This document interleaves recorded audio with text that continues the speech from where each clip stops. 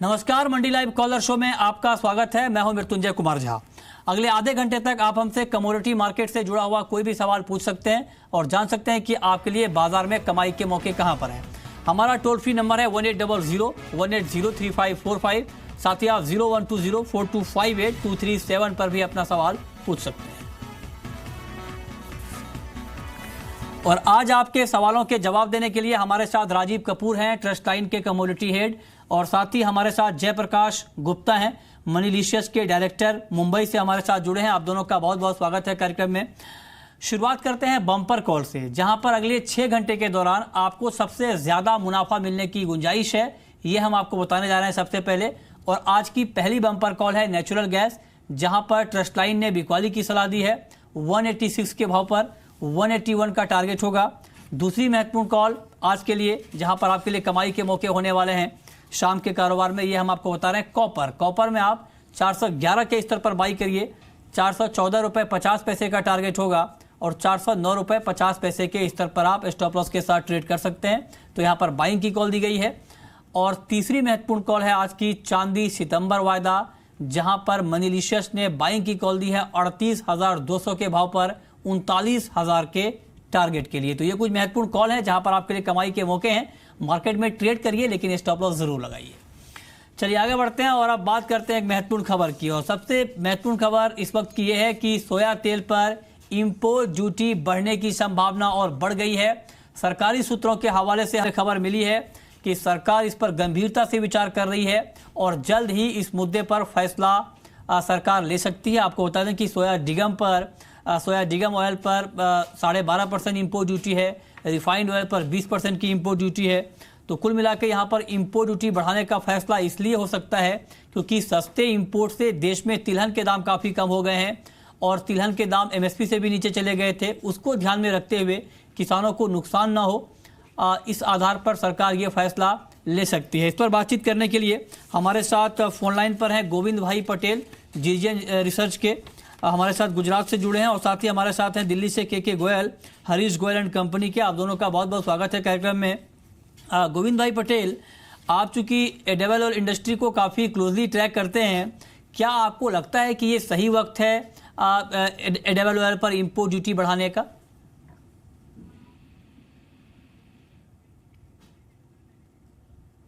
लगता है हमारा संपर्क अभी गोविंद भाई पटेल से नहीं हो पा रहा, हम दोबारा जुड़ने की कोशिश करेंगे। मिस्टर गोयल, आपका कमेंट क्या होगा? क्या आपको लगता है कि जो अभी मार्केट का हाल है उसको ध्यान में रखते हुए सरकार को तुरंत इस पर फैसला लेना चाहिए? नहीं, हाल फिलहाल सोयाबीन डिगम ऑयल पे 12.5% ड्यूटी है। यदि किसानों के हित में ध्यान में रखते हैं तो इसको जो 7.5% ड्यूटी तुरंत प्रभाव से बढ़ाना चाहिए, 20% ड्यूटी करना चाहिए, तभी हमारा सोया का स्वइंग और बढ़ेगा और आने वाले किसानों को उसका फायदा मिल पाएगा।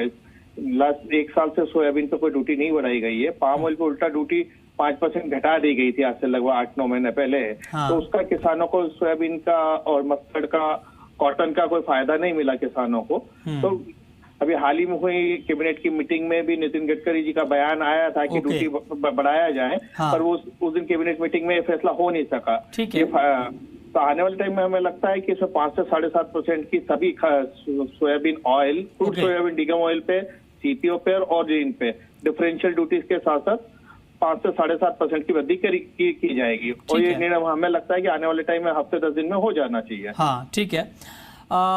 मिस्टर पटेल, आपका व्यू क्या होगा? क्योंकि आमतौर पर ये बात की जाती है कि इंपोर्ट ड्यूटी बढ़ाने से जब इंपोर्ट महंगा होगा तो घरेलू बाजार में खाने के तेल के दाम बढ़ जाएंगे, कंज्यूमर के मोर्चे पर फिर चिंता बढ़ेगी।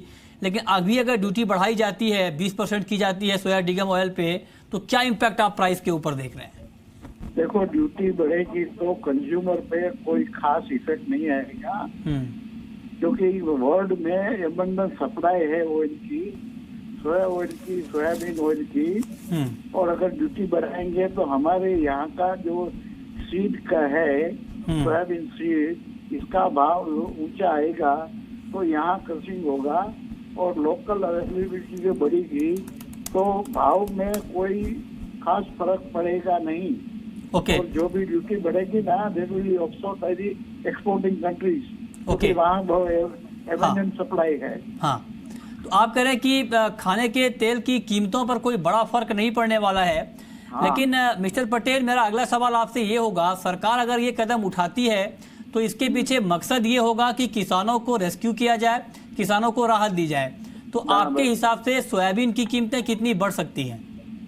नहीं, वो तो क्या कितनी ड्यूटी बढ़ाते हैं इसके ऊपर है ना। नहीं, अगर 20% यहाँ पर की जाती है, सोया डिगम ऑयल पर इंपोर्ट ड्यूटी बढ़ाकर 20% की जाती है, तब आपके हिसाब से सोयाबीन की कीमतों पर कितना सेंटिमेंटल इम्पैक्ट आप देख रहे हैं? सोयाबीन में 200-250 रुपया का ऊंचा सीड के भाव बढ़ सकते हैं। ओके, तो यानी 200 रुपए दाम बढ़ेंगे तो किसानों को 200 रुपए ज्यादा भाव यहाँ पर मिलेगा। क्या आपका क्या कमेंट है इसके ऊपर?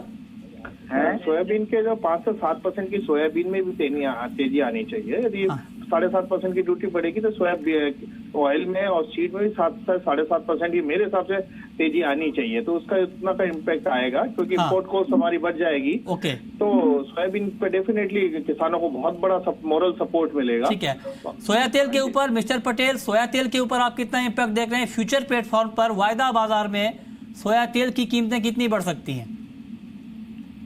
वायदा बाजार में देखो, अभी वो फोकस का वायदा का भाव है 3020 रुपया, इसमें 200 रुपया बढ़ सकता है। ओके, चलिए, बहुत बहुत शुक्रिया मिस्टर पटेल आपका और के गोयल आपका हमसे जुड़ने के लिए, अपनी राय इस खबर के ऊपर रखने के लिए। चलिए आगे बढ़ते हैं, रुक करते हैं अगली खबर का। आजादपुर मंडी के कारोबारी अनिश्चितकालीन हड़ताल पर चले गए हैं और क्योंकि कारोबारियों की ये मांग है कि जो शेडों पर अवैध कब्जा किया गया है उसको तुरंत यहां पर सरकार खाली करवाए। इसी मुद्दे पर बात करने के लिए हमारे संवाददाता अनुराग चड्ढा ने जायजा लिया है कारोबारियों का आजादपुर मंडी में। आइए देखते हैं। एशिया की सबसे बड़ी मंडी है आजादपुर मंडी। पिछले 13 दिनों से यहाँ के जो मंडी के व्यापारी हैं उन्होंने धरना देकर कहीं ना कहीं दिल्ली सरकार को ये चेतावनी दी थी कि अगर उनकी मांगे पूरी नहीं हुई तो वो यहाँ पर हड़ताल कर देंगे। आज से यहाँ पर हड़ताल शुरू हो गई है और सबसे बड़ी बात यह है कि आजादपुर मंडी में हड़ताल होने की वजह से जो सब्जियों के दाम है वो और ज्यादा बढ़ जाएंगे। पहले से ही आम जनता महंगाई की मार झेल रही थी, तो ऐसे में आजादपुर मंडी में जो हड़ताल शुरू हुई है उसमें और ज्यादा सब्जियों के दाम बढ़ जाएंगे। इस वक्त हम देखिए आजादपुर मंडी में है, जो तमाम यहाँ के मंडी व्यापारी हैं वो अपनी मांगों को मनवाने के लिए उन्होंने धरना प्रदर्शन किया, लेकिन अब हड़ताल पर आज से वो चले गए। आप देखिए जो मांगे हैं, इन्होंने जो टी शर्ट्स पहनी हुई हैं उस पर लिखी हुई है कि हमारी मांग स्वस्थ, स्वच्छ, सुरक्षित व्यापार और मंडी यहाँ पर हो। और यहाँ पर विजेंद्र गुप्ता जी भी पहुंचे हैं, सबसे पहले हम उनसे बात करेंगे। देखिए कुछ व्यापारी हमें दिखाने की, जो मजदूर आड़ती की व्यापारी की सुरक्षा, अवैध कब्जे से छुटकारा, इसके अलावा भ्रष्टाचार वसूली से छुटकारा, तमाम ये बातें यहाँ पर लिखी हुई हैं। लेकिन सबसे पहले मैं विजेंद्र गुप्ता जी से बात करूंगा। देखिए जो व्यापारी हैं अगर वो परेशान होंगे तो हड़ताल हमने शुरू कर दी है, महंगाई और ज्यादा बढ़ जाएगी सब्जियों की, तो उसके लिए आप लोग किस तरह का प्रयास कर रहे हैं? देखिए हम सरकार से बार बार कह रहे हैं, मैं पिछले सप्ताह भी इस बारे में यहाँ पर आया था, हलचल हुई थी, सरकार को लोगों ने आगाह किया था कि आप यहाँ के भ्रष्टाचार को चेक करिए। यहाँ पर अधिकारी और आपके कर्मचारी और आपके यहाँ पर जो आपने यहाँ पर दलाल छोड़े हुए हैं वो भ्रष्टाचार कर रहे हैं और करवा रहे हैं। लेकिन मैं समझता हूँ कि सरकार जिम्मेदार है इन हालातों के लिए, कोई कदम नहीं उठाया। आज भी सरकार ने कोई संपर्क नहीं किया। तो यह आपने देखा, आजादपुर मंडी से सीधे ग्राउंड रिपोर्ट, कारोबारियों ने हड़ताल क्यों की है ये जायजा ले रहे थे हमारे संवाददाता। चलिए आगे बढ़ते हैं और अब शुरू करते हैं सवाल जवाब का सिलसिला। अगर आपके पास कोई सवाल हो और आप जानना चाहते हैं कि कमोडिटी मार्केट में आपके लिए कहां पर कमाई के मौके हैं तो आप कॉल करिए। हमारा टोल फ्री नंबर है 1800-180-3545। साथ ही आप 0120-4258-237 पर भी अपना सवाल पूछ सकते हैं। और हमारे साथ पहले कॉलर जुड़े हैं हरीश गुप्ता बहराइच से। गुप्ता जी स्वागत है आपका, पूछिए अपना सवाल। गुप्ता जी आपको आवाज आ रही है? लगता है इनसे हमारा संपर्क नहीं हो पा रहा है। अगले कॉलर का रुख करते हैं। हमारे साथ बनराम हैं राजस्थान से, पूछिए। नमस्कार सर। नमस्कार, पूछिए। सर मेरे को क्रूड ऑयल का आउटलुक जानना था इंट्राडे के लिए, बाई या सेल। ओके, चलिए अच्छा सवाल है आपका कि इंट्राडे में आप जानना चाहते हैं कि कच्चे तेल में खरीदारी करें या बिकवाली करें। राजीव, इंट्राडे के लिए आप क्या सलाह देंगे इनको? देखिए जिस तरह का मोमेंटम क्रूड ऑयल में बढ़ा हुआ है और हम देख रहे हैं 3200 के आसपास लगातार ये बाजार सस्टेन भी कर रहा है। मेरी समझ में मुझे लगता है कि बाजार 3240 3250 तक का स्तर ये छू सकता है ऊपर में। तो मैं सलाह दूंगा इसमें 3190 पे बाय करना चाहिए इन्हें। 3155 का स्टॉप लॉस मेंटेन करना चाहिए। 3250 और 3260 के टारगेट के लिए लक्ष्य निर्धारित कर सकते हैं। ओके, जयप्रकाश गुप्ता, अब बुलियन मार्केट को लेकर के आपका व्यू क्या है? क्योंकि गोल्ड और सिल्वर में एक दबाव का माहौल है एमसीएक्स पर, लेकिन फंडामेंटल अंतर्राष्ट्रीय बाजार से तेजी के दिख रहे हैं। ऐसे में आपको लगता है कि हर गिरावट पर बाजार में खरीदारी का मौका है? जी देखिए, जहाँ तक गोल्ड की बात है, जो अहम रेजिस्टेंस लेवल थे मार्केट उसके ऊपर कामकाज कर रहा है, तो चांसेस बहुत ज़्यादा ब्राइट हैं कि ये $1290 तक कॉमिक्स में दिखा सकता है। दूसरी तरफ फेड की अब जो एक अनिश्चितता है रेट बढ़ाने को लेके, उससे भी एक सपोर्टिव फैक्टर है। दूसरी तरफ चांदी की जहाँ तक बात है, चांदी में मुझे लगता है एक गोल्ड के जो सपोर्टिव फैक्टर्स हैं वो तो काम कर ही रहे हैं, और बेस मेटल्स में जिस हिसाब से एक तेजी है तो वो एक दोहरा फायदा हो रहा है चांदी के लिए। तो दोनों में अभी फिलहाल के लिए बाई ऑन डिप्स की ही रणनीति रखें। लेकिन अगर गोल्ड और सिल्वर में अगर आप प्रेफरेंस पूछें तो मुझे लगता है कि सिल्वर को ज़्यादा प्रेफरेंस देना चाहिए बाई साइड में। ओके, ठीक है।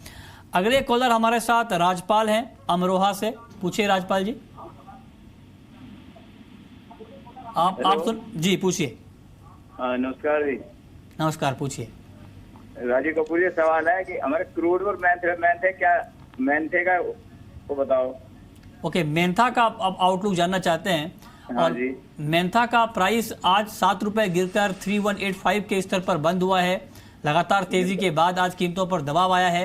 राजीव, क्या आपको लगता है कि अभी जो ये गिरावट है इसे महज एक करेक्शन माना जाए, एक प्रॉफिट बुकिंग माना जाए, या फिर इसे एक नरमी की शुरुआत माना जाए? मेंथा में आई थिंक अपर सर्किट पे बंद हुआ है आज मेंथा। मुझे लगता है मेंथा ऊपर में 1150 1160 तक जा सकता है। अब बहुत ही महत्वपूर्ण लेवल्स के ऊपर ट्रेड किया है इसने लगातार।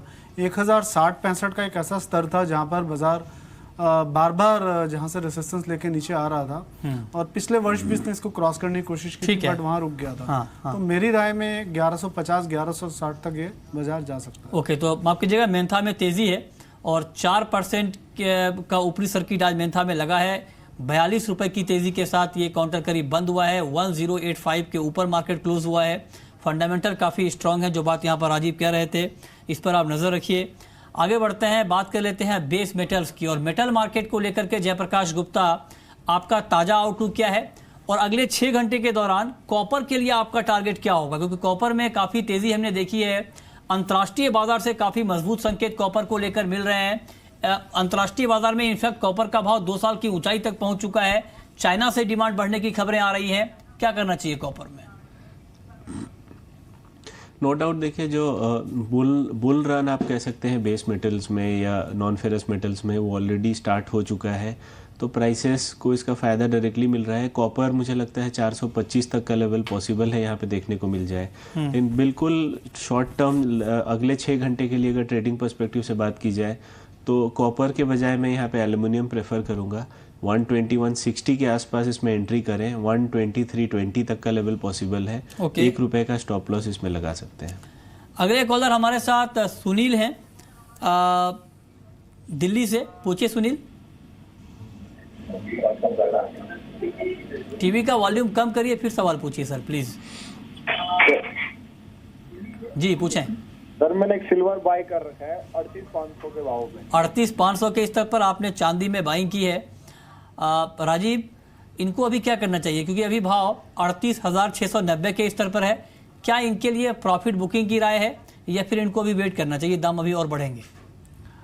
देखिए मृत्युंजय, जो सिल्वर है वो काफ़ी महत्वपूर्ण रेसिस्टेंस के पास पहुंचने वाला है। वो रेसिस्टेंस है अराउंड 38,900 और 39,000। तो वहाँ तक तो ये जरूर इसको अपने होल्ड करें पोजीशन को, वहाँ पर एक बार बुक कर लें। और अगर बाजार 39,000 के ऊपर में चलता है, 39,200 स्पेशली, तो मैं समझता हूँ बाजार फिर 40,800 41,000 भी छू सकता है। तो 39,000 और 39,200 ये 2 स्तर जरूर याद रखें सुनिए। और अपना स्टॉप लॉस जो है आज के डे के लो के नीचे का मेंटेन कर सकते हैं।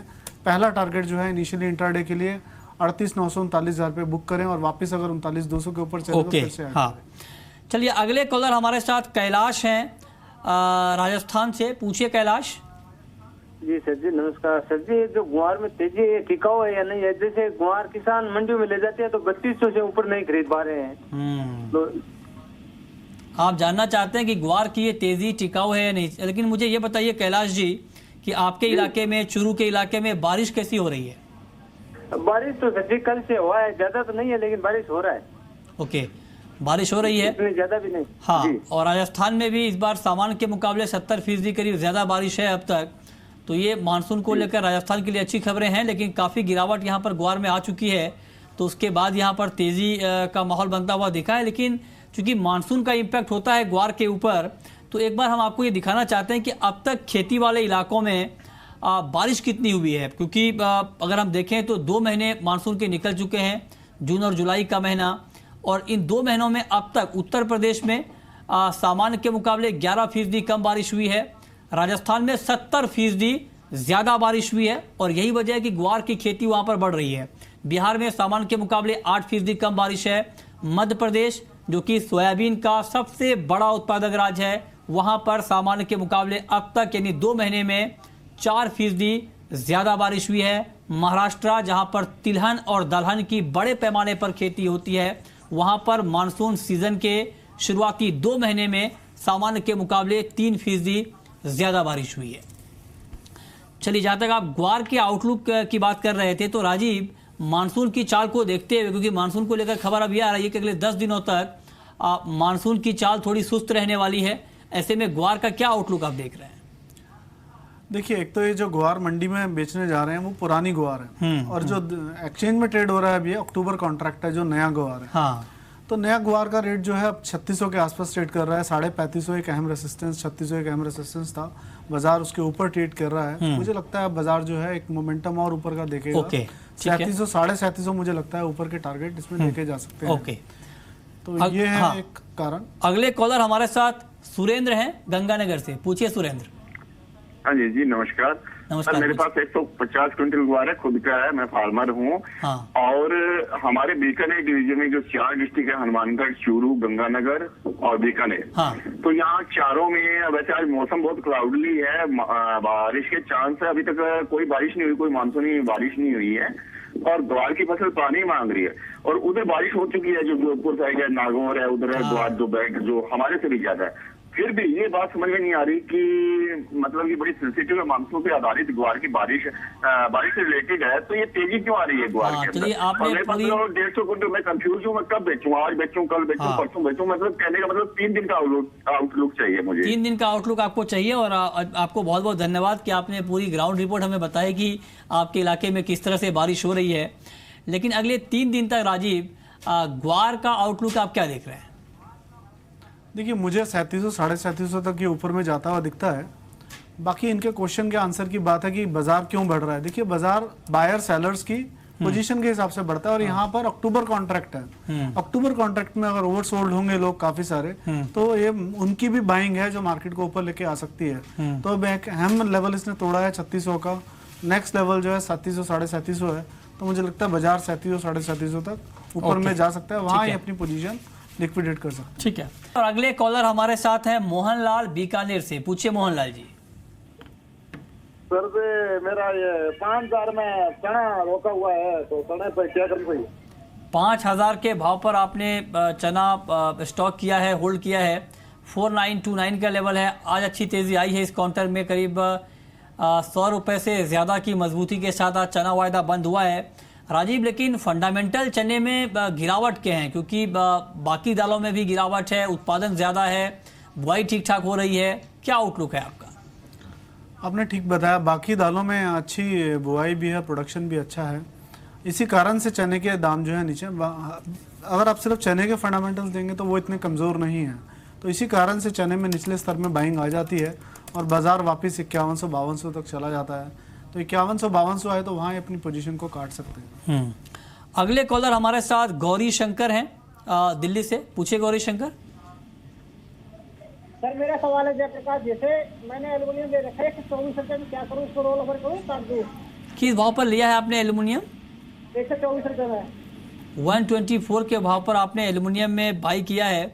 जयप्रकाश, फिलहाल एल्युमिनियम का भाव 122 के आसपास है, इनके लिए क्या सलाह है आपकी? आई थिंक अपने पोजीशन पे बने रहिए और आज आप रोल ओवर भी कर लीजिए अपने पोजीशन को। देखिए भाव में तेजी है, 118 का स्टॉप लॉस के साथ आप बने रहिए अपने पोजीशन पे। ओके, तो 118 के स्टॉप लॉस के साथ आप पोजीशन कंटिन्यू कर सकते हैं, ये सलाह आपको यहाँ पर दी जा रही है, इस पर आप नज़र बनाकर चल सकते हैं। इसके अलावा जयप्रकाश, नेचुरल गैस के ऊपर आपका कमेंट क्या होगा, क्योंकि ये काउंटर काफ़ी वोलेटाइल है, आज के कारोबार के लिए आपकी सलाह एनजी के ऊपर क्या है? देखिए 184 का एक सपोर्ट था, प्राइसेस उसके नीचे कामकाज कर रहा है, पॉसिबिलिटी है 180 तक का लेवल देखने को मिल जाए। आई थिंक थोड़ा सा रिस्की ट्रेडर अगर 183 के आसपास बाई करके चले 179 के स्ट्रिक्ट स्टॉप लॉस से, तो 190 191 तक का लेवल पॉसिबल है एक बाउंस में देखने को मिल जाए। ओके, तो 191 तक का आप टारगेट यहाँ पर दे रहे हैं, इस पर आप नज़र बनाकर चल सकते हैं। राजीव, आज अगर एग्री मार्केट को देखें तो जीरा वायदा में भी तेज़ी हमने देखी है, जीरा का फ्यूचर आपको कैसा दिख रहा है? जीरा कंपैरेटिवली बाकी मसाला पैक अच्छा लग रहा है और एक बार 19,600 19,700 तक जा सकता है। अगर मैं अगस्त कॉन्ट्रैक्ट की बात करूं तो 19,300 एक अच्छा सपोर्ट भी है। ये हमने इस शो में इस पे पहले भी बताया कि 19,000 19,200 के बीच में अगर जीरा आता है तो खरीदने के लिए अच्छा स्तर रहेगा और वहाँ से बाजार बार बार एक सपोर्ट पकड़ रहा है और वहाँ बाइंग आती है, तो 19,600 700 तक ये जा सकता है। 19,600 और 19,700 का टारगेट आपको जीरे में देखने को मिल सकता है, ऐसा मानना है राजीव का। अगले कॉलर हमारे साथ धर्मपाल हैं हरियाणा से, पूछिए। मेरा सवाल है जी, मैं एक फार्मर हूँ। जी जी पूछें। हेलो, नमस्कार जी। ओके, मस्टर्ड के ऊपर आप जानना चाहते हैं, सरसों के ऊपर आप जानना चाहते हैं। राजीव, सरसों का भाव आपको आने वाले समय में किस ओर जाता हुआ दिख रहा है? आज 3 रुपये गिरकर 3693 यानी 3693 रुपये प्रति क्विंटल के स्तर पर ये बंद हुआ है। आगे सरसों में तेजी या मंदी? देखिए मृत्युंजय, सरसों में जो मूवमेंट आ रहा है, जो चाल है, वो चाल बहुत ज़्यादा कन्विक्शन नहीं दे रही कि और ऊपर जाएगा बाजार। 3700 3750 एक अहम लेवल है। अगर ये सरसों ऑलरेडी एक लेके रखे हुए हैं तो मैंने एडवाइस करूंगा इन ऊपर के स्तरों पे निकल जाएं, क्योंकि एक बातें अटकलें ये भी चल रही हैं कि इंपोर्ट ड्यूटी बढ़ेगी 5 से 7.5%। जब भी वो इंपोर्ट ड्यूटी के अनाउंसमेंट आए तो इसका जो बेनिफिट है मस्टर्ड को भी मिलेगा, तो वहाँ पर ही अपनी मस्टर्ड को काट सकते हैं। ओके, तो आप कह रहे हैं कि वहाँ पर मस्टर्ड को काट कर आप वो ट्रेड कर सकते हैं। इसके अलावा आप आगे बढ़ते हैं और अब बात करते हैं कुछ और काउंटर की जहाँ पर आपके लिए कमाई के मौके हो सकते हैं। और मेटल मार्केट को देखें तो मेटल मार्केट में एक रौनक लौटती हुई दिखी है। कॉपर और एल्युमिनियम के अलावा अगर आज के लिए लेड और जिंक में ट्रेड करना हो जयप्रकाश, तो इन दोनों काउंटर के ऊपर क्या व्यू है आपका? देखिए मैं लेड से ज़्यादा जिंक प्रेफर करूँगा। 178 के स्टॉप लॉस से इसमें अभी भी पोजीशन बनाया जा सकता है। गुंजाइश बहुत है कि ये 182 83 तक का लेवल देखने को मिले, तो बट अपने पोजीशन पे स्टॉप लॉस ज़रूर रखें। 178 का स्ट्रिक्ट स्टॉप लॉस होना जो बहुत ज़रूरी है। ओके, अगले कॉलर हमारे साथ अमित हैं इंदौर से, पूछिए अमित। नमस्ते सर। नमस्कार, पूछिए। जी सर, मेरे पास 1000 कुंटल सोयाबीन है।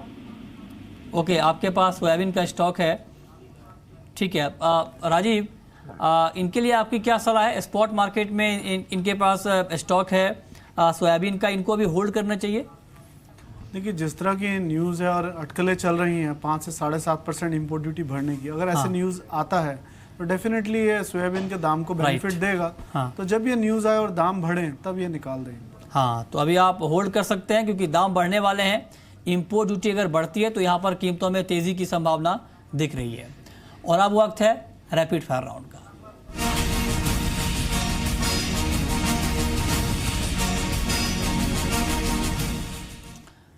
राजीव, आपकी पहली रैपिड फायर कॉल क्या होगी? कॉपर में खरीदारी कर सकते हैं 411 पर 409.50 के स्टॉप लॉस से 14.5 के टारगेट। जयप्रकाश, आपकी rapid fire call? Crude oil sell करके चल सकते हैं करीब 3210 के आसपास, 3250 का एसएल और 3140 का टारगेट। ओके, आपकी आखिरी कॉल राजीव? नेचुरल गैस बिकवाली कर सकते हैं अराउंड 186, 181 का पहला टारगेट। ओवरऑल काफ़ी कमज़ोर दिखता है। ठीक है, बहुत बहुत शुक्रिया राजीव आपका और जयप्रकाश गुप्ता आपका भी हमसे जुड़ने के लिए और बताने के लिए कि आज कमोडिटी मार्केट में कहां पर कमाई के मौके होने वाले हैं। तो फिलहाल इस बुलेटिन में इतना ही।